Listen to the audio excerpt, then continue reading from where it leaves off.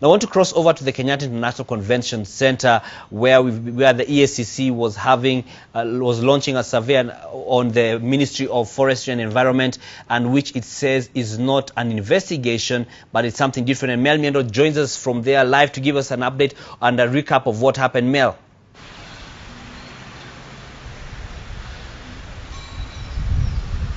Thank you so much, Dan. Earlier on, the Ethics and Anti-Corruption Commission, together with the Ministry of Environment, were here at the Kenyatta International Convention Center to launch that examination exercise that will be looking mainly at the policies, the procedures that have been ongoing in the Ministry of Environment. Now, the EACC have not waltzed their way into the Ministry of Environment affairs, but rather it's because of the request that was made by the Cabinet Secretary, Keriako Tobiko, to actually invite them in to come and look at some of the policies and procedures in the Ministry of Environment, whether there is corruption or not. Now, some of the reports that the CEO of the EACC mentioned that he had seen with regards to the Ministry of Environment had also a lot of corruption. There was bribery, there was fraudulent acquisition, and these are some of the issues that made them come up with this examination exercise. Earlier on, I had mentioned that the CEO said that this is not an investigative procedure,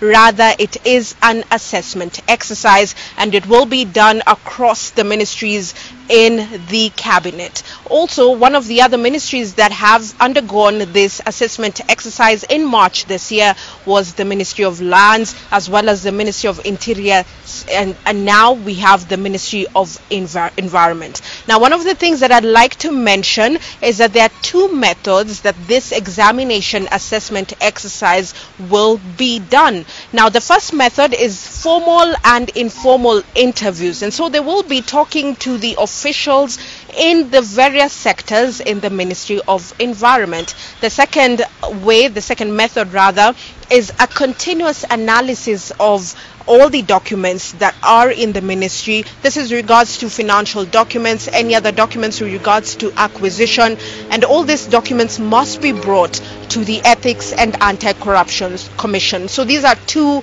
main methods that the examination exercise will be done across the various sectors in the Ministry of Environment. Now, the CEO had mentioned that there has been a lot of apprehension and anxiety, especially amongst the officers in these various sectors, and he has asked them to only comply with what they are asked.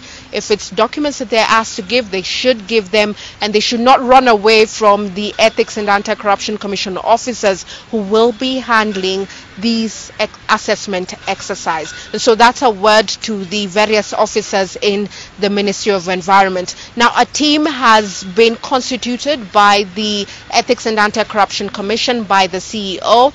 Now, this team is about 6 members, and they're all from the EACC. Now, these 6 members, they are varied. Now, we have some from the economic sector, we have some from the accounting sector, financial sector, among sectors that they will be looking at. Each and every officer will be looking at their specific sector. And so this is the 6-team member, and they will be going to the various sectors in the Ministry of Environment. So the CEO has been talking so much about this. Earlier on, he had mentioned that there will be counties, about 20 counties have already undergone this assessment exercise, but this is different because it is dealing with ministries. Let's hear what he had to say earlier on here at the KICC. It is my hope that the ministry will continue with the partnership we have created so far, and that the recommendations which will be provided in the final report will be fully implemented and sustained.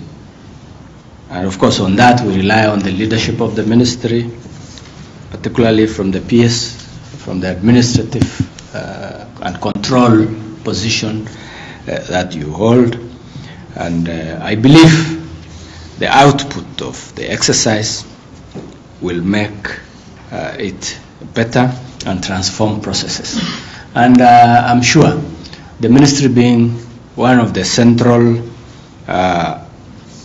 institutions in the country, whatever changes that take place at the ministry will also spur or cascade to some other ministries and structures within the government, and of course largely on our livelihoods, our survival, matters of climate, matters of land, conservation of environment, and all this. Just like land, the purpose of your ministry goes to our basics, the basic needs, and our survival as humanity. So I really am optimistic that together we are going to achieve a lot.